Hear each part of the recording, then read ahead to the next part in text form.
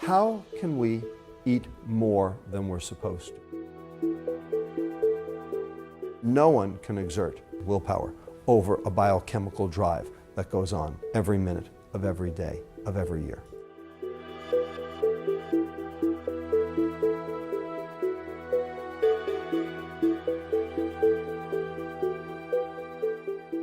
Why are we eating more? What happened to make us eat more?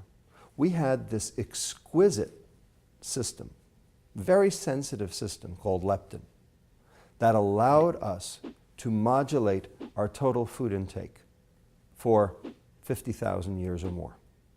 And then all of a sudden, in 30 years, the thing's broken seemingly beyond repair.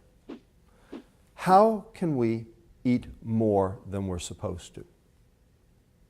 And the answer lies in understanding the biochemistry of the brain, because clearly those signals are not working. So one signal is the starvation signal, which is clearly not working, and that's leptin.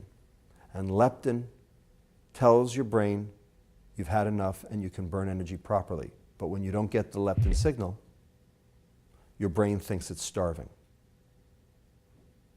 The second way is in the reward system. So there's an area of your brain called the reward center. The scientific name is the nucleus accumbens. And it is the site where dopamine works. Dopamine is a neurotransmitter, and it conveys the feeling of pleasure. And pleasure, for lack of a better word, is good. Except that a lot of pleasure, as it turns out, is not. In the process of going for more pleasure, we have changed our dopamine system.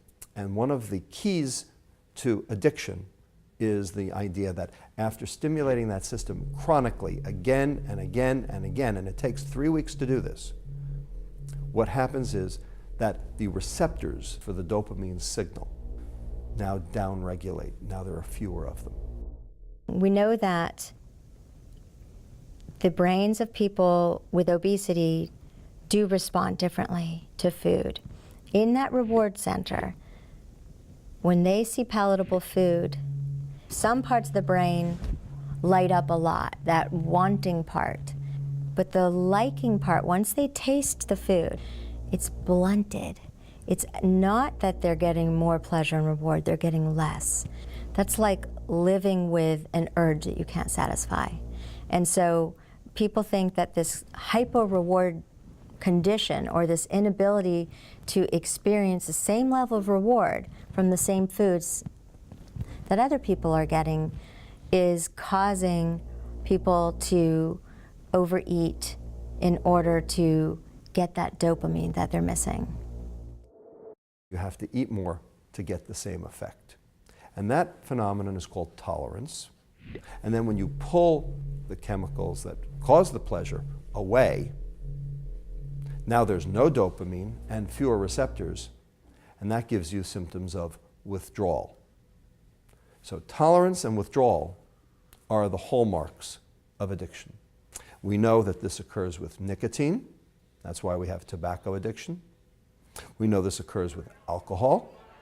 We know this occurs with cocaine, morphine, cannabis. It occurs with every single drug of abuse. And it occurs with sugar too. And that's relatively new data that has come out in, say, the last 5 years, which shows that sugar specifically downregulates the same factors, the same receptors in that nucleus accumbens, in the reward center, as does all of these other addictive, abusive compounds. Addiction's a strong word, but it might be a really helpful word to push us to recognize the power of certain food on the brain. There is some evidence that becoming obese does change and blunt that reward system.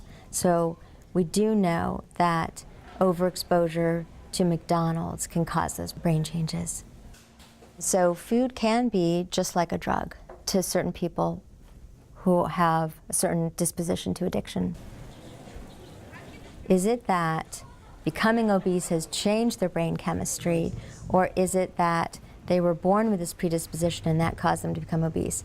It's very likely that it's a little of each. No one chooses obesity. Obesity chooses them. You think anyone goes out and says, you know, I think I'll go out and be obese today. There is physiology, there is biochemistry underlying every single behavior. Sleeping behavior, eating behavior, sexual behavior, drinking behavior are all hormonally driven. What we call behavior is not behavior at all. It's the cognitive inhibition on that biochemical drive. And the question is, how long do you think you can exert a cognitive inhibition on a biochemical drive that's going 24/7, 365, getting worse every single day that you don't perform it? No one can exert cognitive inhibition, willpower, over a biochemical drive that goes on every minute of every day of every year. It's just not possible. We think that developing compulsive eating and maybe food addiction reflects some real changes in the wiring of our brain. And that's a scary thought, that becoming obese has changed us forever.